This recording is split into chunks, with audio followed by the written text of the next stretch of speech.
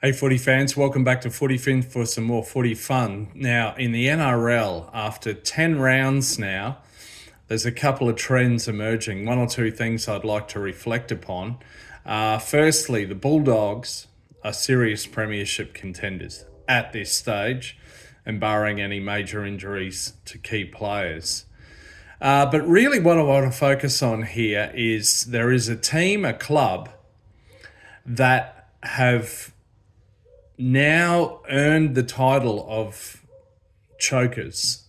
In this particular season, over the first 10 rounds, they have choked multiple times, and I'm actually a bit disturbed and I'm concerned that this has actually entered their club culture over the course of a few seasons now. Who am I talking about? There have been some up and down results this season, and even last weekend we saw a couple of amazing games of two halves where a team would get up by about 20 points and then the opposition would reverse that and do even better in the second half. So I can think that clubs like the Sharks, for example, have choked a few times, and they're not the only ones. But who I've got in mind here, the team that at this stage are the premium chokers in the NRL, it's become a bad habit and it's going to be hard to reverse, I think.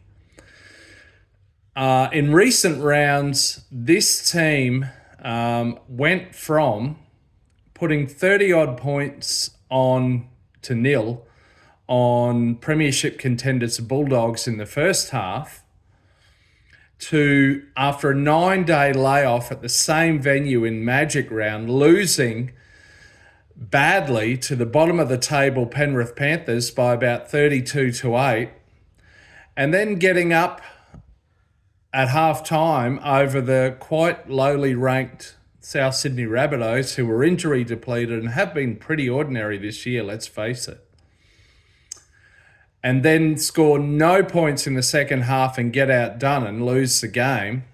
I'm talking about none other than the Brisbane Broncos, of course. This is a massive issue for the Broncos. There are serious problems in Red Hill in Brisbane here where they're based, I think. As I say, it's something that's crept into their club culture in recent seasons, and there's a lot being said about Michael Maguire. He hasn't done well at NRL clubs in the past. I mean, after he had the success 11 years ago with the Rabbitohs, he ended on poor terms there. His time at the Tigers ended badly. He's done well on short stints in with the New Zealand Kiwis and the New South Wales Blues last season, but coaching in clubland's something totally different. I'm not putting it all down to him, but there are serious rumours that he's sort of overworking his players and his methods are being questioned. But you combine that with just this club culture and maybe a bit of dysfunction in upper management at the board level. I don't know, but something's not right. And at this point, the Brisbane Broncos, for me, by a country mile, are the biggest chokers in the NRL. Can they reverse that? Will they even beat the Dragons this weekend? I wouldn't bet my house on it. Anyway, Broncos, it's up to you to try to reverse this. But at the moment, you're choking.